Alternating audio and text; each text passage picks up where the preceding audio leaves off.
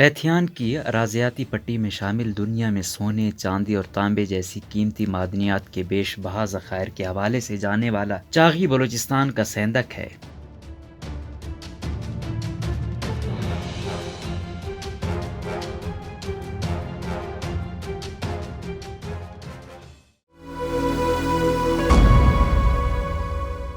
یوسف بلوچ لکھتے ہیں کہ جہاں سیندک میٹلز لمیٹڈ یعنی SML نامی وفاقی حکومتی کمپنی اور ایک چینی company metallurgical corporation of China یعنی MCC کے درمیان معاہدہ ہوا ہے اور وہ پچھلے 20 سالوں سے سیندک میں سونا، چاندی اور تانبے کے ذخائر نکال رہی ہے۔ 5 سالہ مدت کا معاہدہ رواں سال اکتوبر کو ختم ہو رہا ہے، تاہم حکومت پاکستان نے اسی کمپنی کے ساتھ 2037 تک نئے معاہدے کی منظوری دے دی ہے۔ سیندک میں مجموعی طور پر 3 کانیں ہیں جنہیں شمالی، مشرقی اور جنوبی مائنز اور باڈیز کے نام سے جانا جاتا ہے۔ پچھلے 20 سالوں سے شمالی اور جنوبی کانوں سے ذخائر نکالے جا رہے تھے، اب ان کانوں میں ذخائر بہت کم رہ گئے ہیں۔ اس معاہدے کے بعد اب مشرقی کان کی باری آنے والی ہے۔ حیرانی کی بات یہ ہے کہ 2010 میں پاکستان کے پارلیمنٹ سے پاس ہونے والی 18ویں ترمیم میں سیندک، ریکوڈک جزیرے ساحل سمیت بلوچستان کے سارے وسائل اور دیگر صوبوں کے سارے ذخائر صوبوں کی ملکیت قرار دیے گئے تھے اور ان کا اختیار وفاق سے صوبوں کو منتقل کر دیا گیا تھا۔ ہر صوبے کے حکمران اپنے صوبے کے فیصلے خود کریں، مگر 18ویں ترمیم کو 12 سال گزرنے کے بعد بھی بلوچستان کے سیندک کا فیصلہ وفاقی حکومت کر رہی ہے۔ چینی کمپنی بتاتی ہے کہ سیندک اس مشرقی کان یا ایسٹ باڈی میں اس وقت 273 ملین ٹن سونے کے ذخائر ہیں، جس کے عوض بلوچستان کی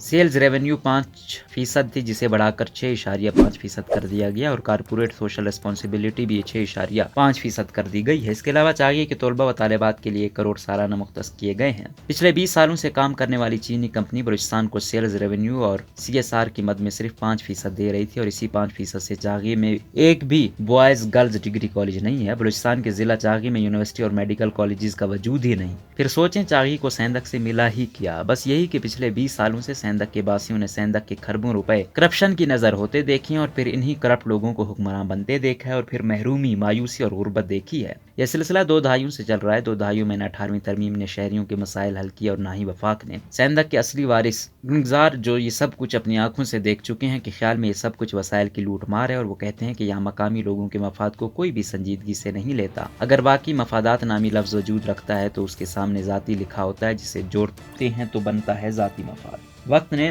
ان کو نہ صرف نالاں کیا ہے بلکہ سکھایا بھی بہت کچھ ہے۔ وہ اب سیاستدان اور رہنما ذاتی اور اجتماعی مفادات کا فرق جانتا ہے۔ اس کے خیال میں اس معاہدے میں بلوچستان کا حصہ بڑھانے سے چاغی اور بلوچستان کے عام عوام کی سماجی اور معاشرتی زندگی میں کچھ خاص فرق نہیں آئے گا۔ وہ سمجھتے ہیں فیصد انہی کے لیے ہوتے ہیں جن کے پاس سیندک کے خزانے کی کنجی ہے، اور وہ ہمارے پاس ہے ہی نہیں۔ ہماری ملکیت میں صرف سیندک ہے۔